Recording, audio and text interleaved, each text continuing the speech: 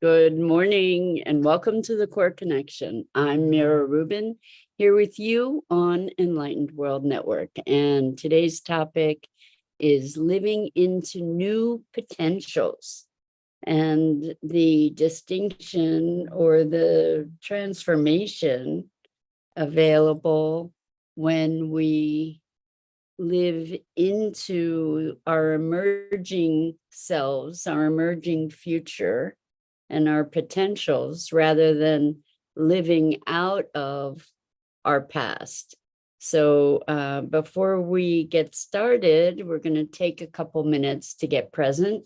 Let's take a deep breath in through your nose and hold it. And imagine clean, crisp oxygen flooding your lungs, flowing into your bloodstream, nourishing all your cells, all your organs, bringing vital life energy to your body and being. And as you exhale any tension, stress, negativity, fatigue. And now let's take another deep breath in through your nose and hold it.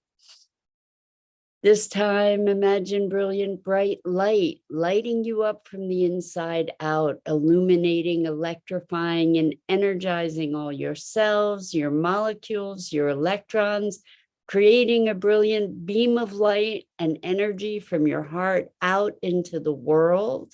And as you exhale any remaining tension, stress, negativity, fatigue. And now let's press our palms together.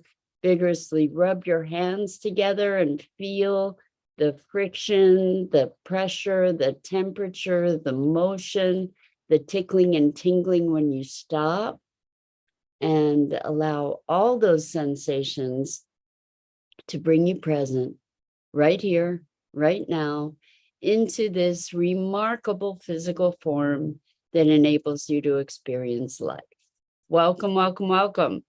Good morning, Roslyn. How wonderful to start the day with you. Welcome, and to everyone else, welcome, welcome, who's joining us. We're talking today about living into our emerging selves, living into our potentials, rather than living out of the past.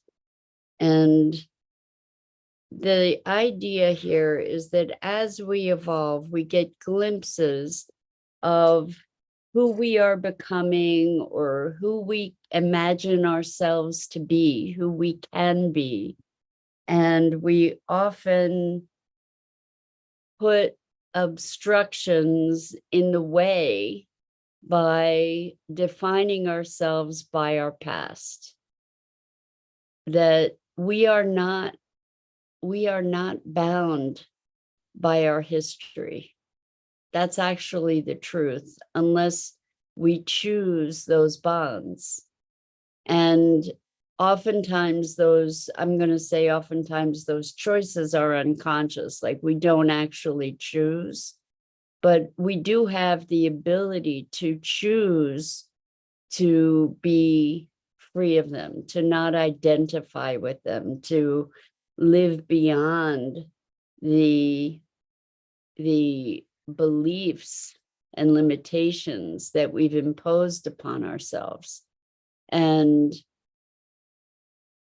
an example, this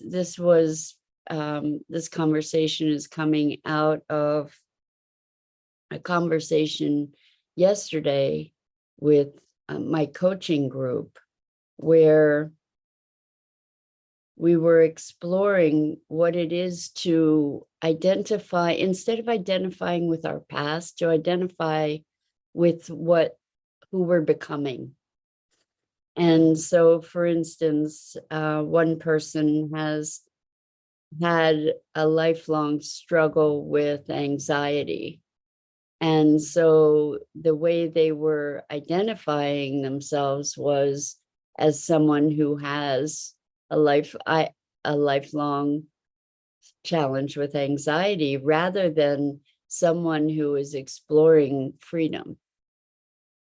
And the thing is, or is expanding into a greater and greater experience of freedom.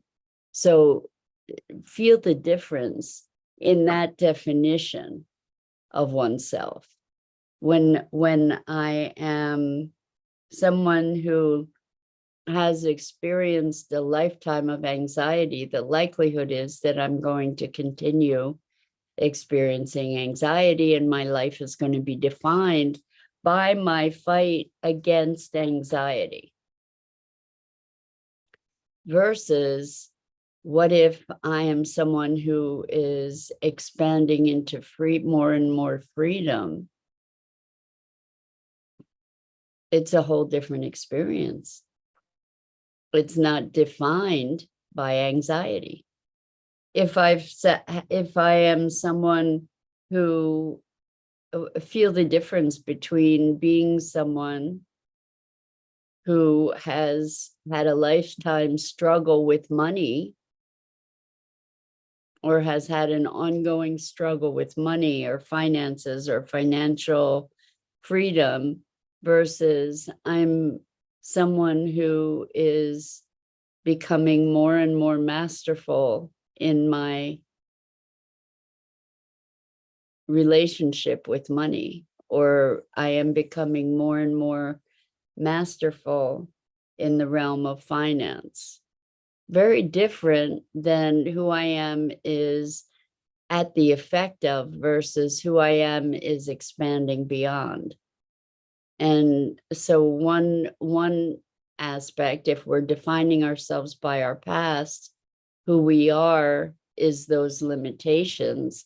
If we define ourselves, and I don't know how big a fan I am of defining ourselves to begin with, but at least if we look at ourselves as part of, as our emergence, then that's more affirmative in the fulfillment of our potentials and our possibility. We've talked about life as process.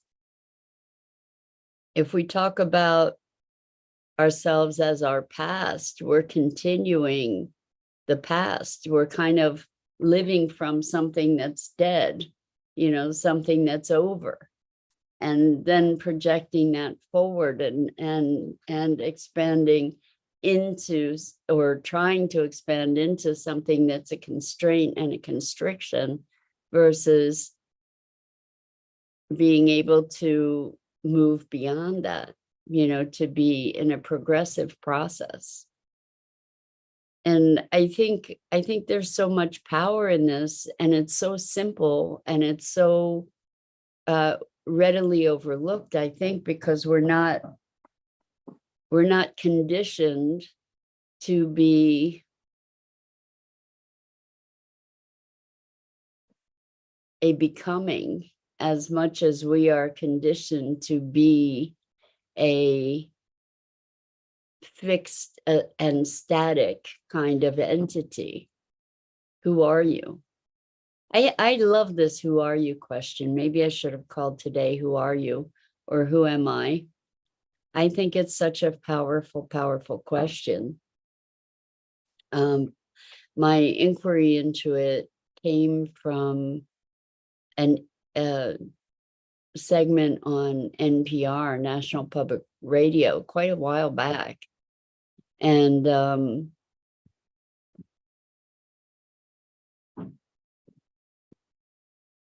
it was interviewing lots of people in responding to that question, who are you? And people would start with, well, I'm a sister, I'm a mother, I'm a daughter, I'm an aunt, I'm a teacher, I'm a a meditator, whatever it is. And with each of those identifications, one can't help but recognize that we are more than each of those things, right? So what is an expanded definition that includes all of those things and isn't limited by any of them? And this is very much the same question really for today, which is uh, about living into new potentials as we evolve, as we heal. New horizons open up to us, new vistas get cleared as we clear the way of the limiting beliefs that we might have. New vistas open up, new potentials, and we can then live into those potentials,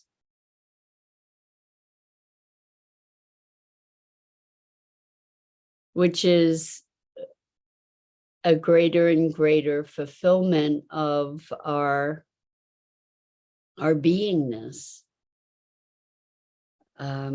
our essence. And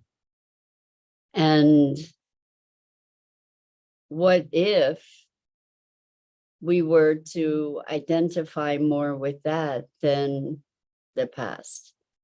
What if we were to put our sights forward rather than backward? So many of us spend so much of our lives looking back, often with regret, sometimes wistfully, sometimes sorrowfully. And the comfort in looking back is that it's a known, or we I think we delude ourselves to believe that it's a known. And why I say that is because we tend to think that the past is fixed and immutable. But the truth is, our memories are changing all the time. And our experience of events in the past was constrained by whatever the context was at the time. And we can be looking back at it and seeing, remembering things very differently, experiencing things quite differently. And it's so that shows us that it's not in any way a fixed commodity. It's at the very least a function of interpretation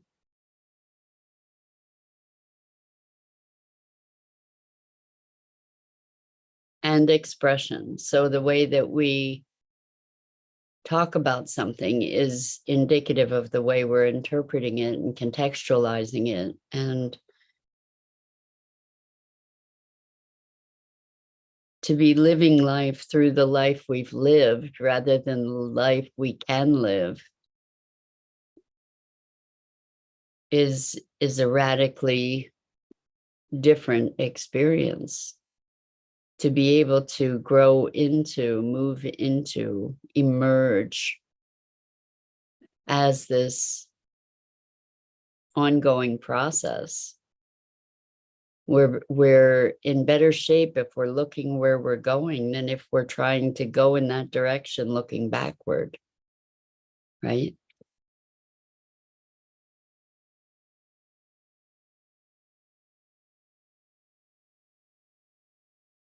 I think what we're looking at is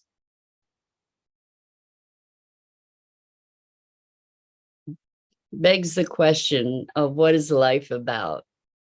And that's one of those forever questions, sort of like, who am I, right? In the same realm, who am I and what is life about? And if we look at life as process, life as emergence,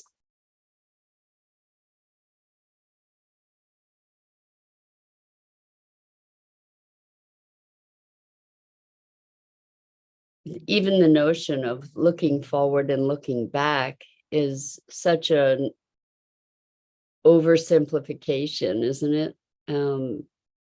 Life is, it's not a linear process. It is process, but I wouldn't say it's linear. Maybe it's holistic. Maybe it's multidimensional, multifaceted kind of happening from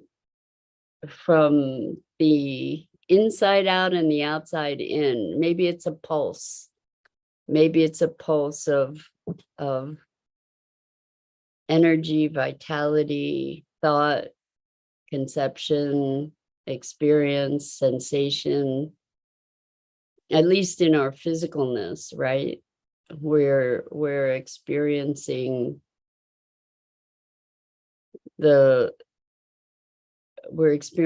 change.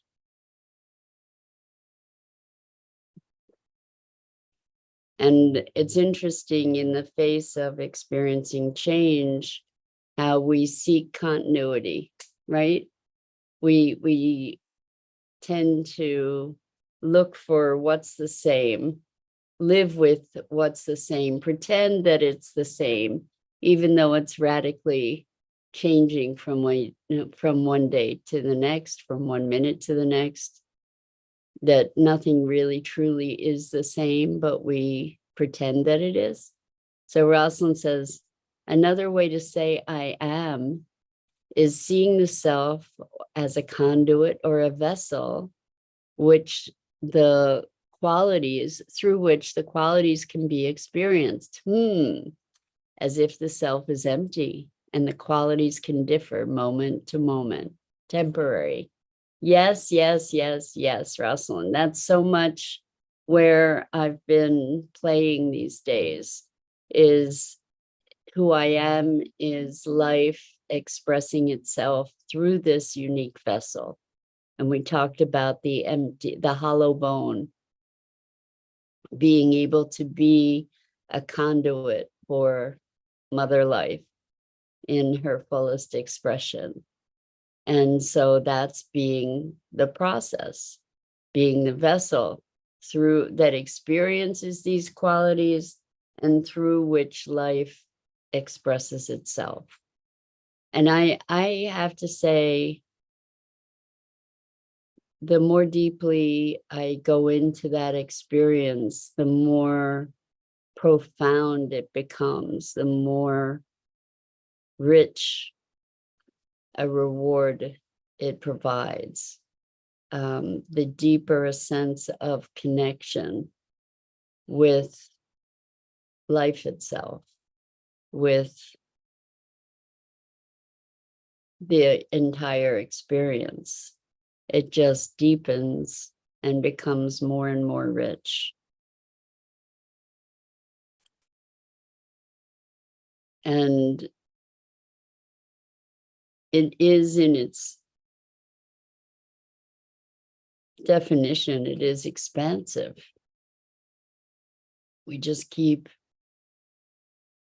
being that flow, being that expression. It becomes, there's greater ease in life and less identification with all the ups and all the downs, and less suffering and less resistance, and more connection, and moving into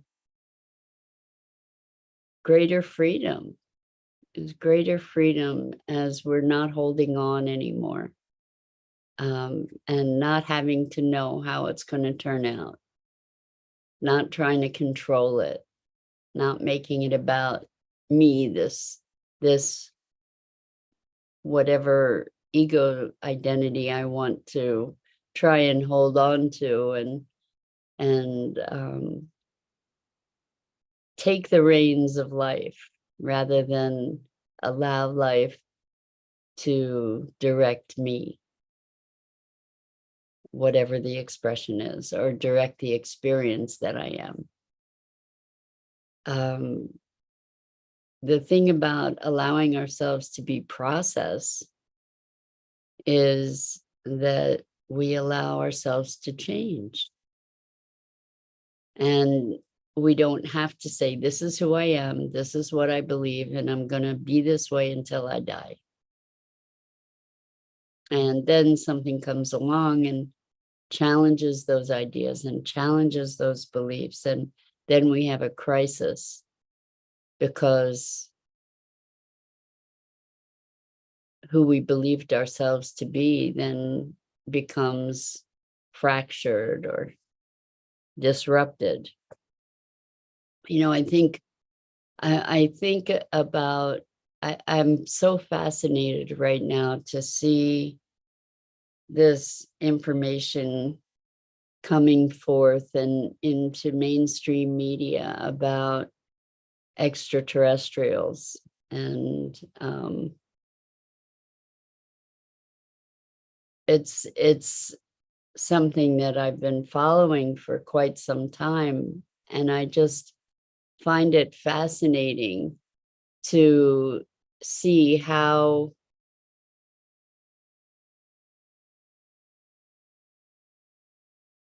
just to be witnessing this new emergence, like this new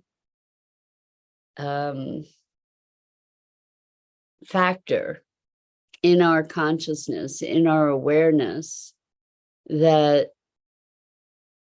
was not even accounted for at all in up until first by so many people up until recently, where it's been more mainstreamed more and more.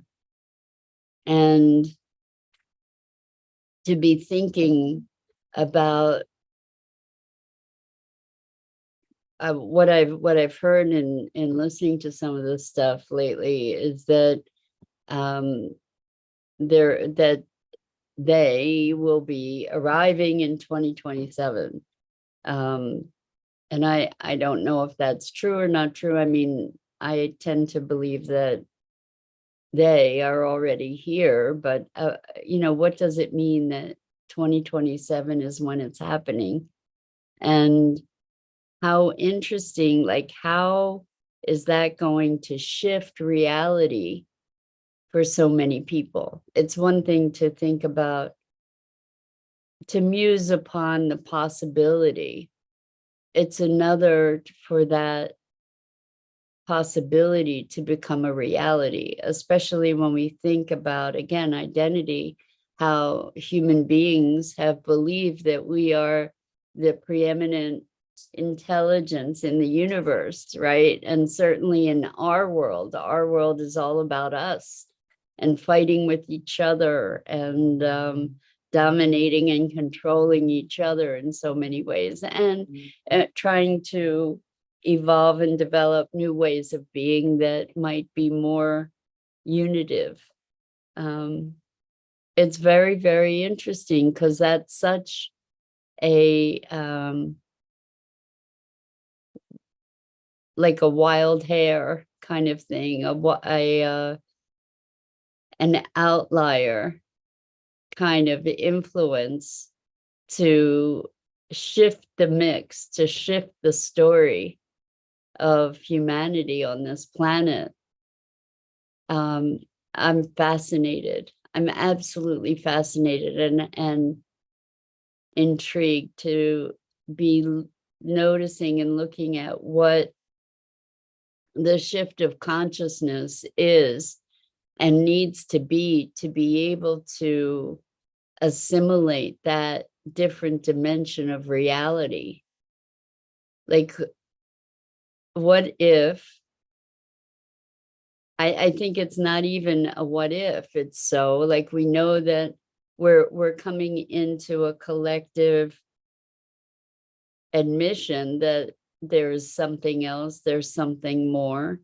And it begs the question, like, well, what is that? And who are we as humanity in the context of this other, obviously more advanced intelligence? I think we're going to be experiencing such interesting transformations of consciousness and awareness. I mean, how could we not, in the face of this question being something that is no longer hypothetical? It's still not sunk in, I don't think. Maybe it's just starting to. Maybe it's just some people are just now beginning to entertain it as a possibility that could be real instead of fantastical, as we've been conditioned to believe. So Rosalind says, help humans make a device to produce light therapy for cell repair. I think certainly that could happen. I just imagine maybe helping to clean up the planet, to clean up all the devastation that we've wrought, and climate change and pollution and destruction of all our resources and of the heart and soul of the planet itself. We're in the 6th mass extinction. We're killing off the planet, and we're killing off each other. And we're doing that with the way that we have manufactured food and manufactured energy. And, we have just pillaged the planet, and we're paying for it with climate change and weather changes and just sucking the blood out of the planet, destroying the water, destroying the air, destroying the water, destroying the soil, and our systems are such that we can't stop it. Like we're so addicted to our capitalistic and fossil fuel-based economy, and money as an end of in itself. Our values are so twisted and misplaced. And we have been propagating these ideas of separation and domination and control. Yes, there's emergence. Thankfully, there is an emergence of a new awareness, but there's